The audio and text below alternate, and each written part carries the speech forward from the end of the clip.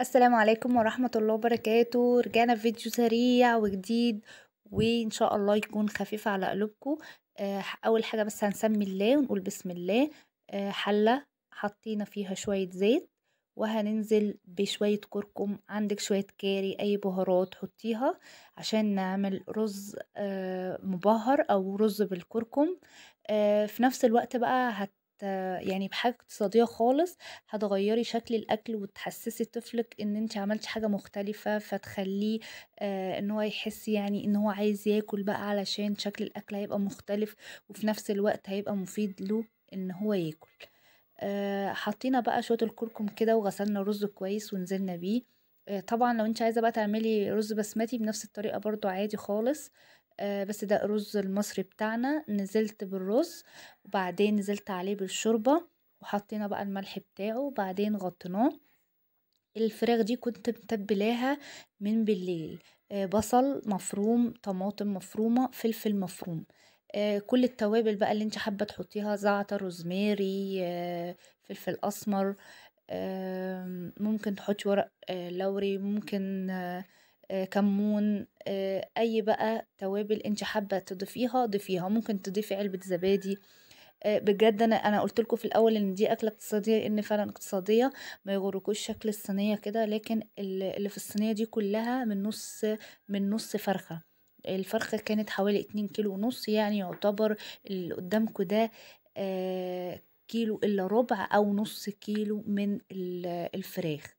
طبعًا لمّا بتقطّعيها حِتَت، علشان حِتَت صغيّرة خالص، لإن طبعًا هي هتدخل الفرن نيّة، فعشان تستوي بسرعة لازم تقطّعيها كده، وعشان برضه التتبيلة تدخل فيها.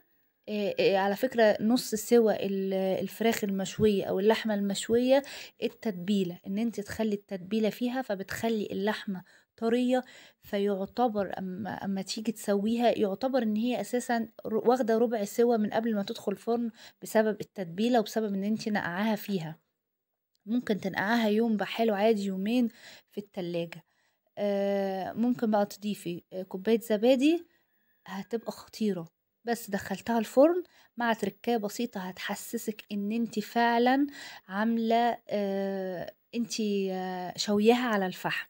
ما شاء الله الرز استوى ومفلفل جدًا، الرُزاية برُزِّتها زي ما أنتم شايفين كده، والريحة والطعم مش قادرة أقول لكم بقى. حاجة بسيطة خالص بتغيّر فعلًا شكل الأكل وطعم الأكل، وتخلّي الواحد كده ما يزهقش من الأكل بتاع كل يوم. التركاية البسيطة بقى اللي إحنا هنحطها في الفراخ، أنا مولعة الفرن، حاطة على الفرن على النار من تحت على الفرن كده، حاطة 5 قطع أو 6 قطع من الفحم، بيفضلوا مولعين على النار من تحت كده. ريحة الفحم بتفضل في قلب الفرن، أكنِّك شاوية بالضبط على الفحم. وكل شوية آخد الفحماية أحطها في قلب الصينية، وأحط عليها نقطة زيت وأسيبها تولّع كده، فالبخار بقى والدخان بتاع الفحم ده أكنِّك عاملاه على الفحم بالضبط. ما فيش خالص، استوت على طول. عملت جنبها شوية فاصوليا بيضا علشان بيحبوا أي خضار جنبها. وإن شاء الله يكون الفيديو عجبكم، ولايك وشير وباي باي.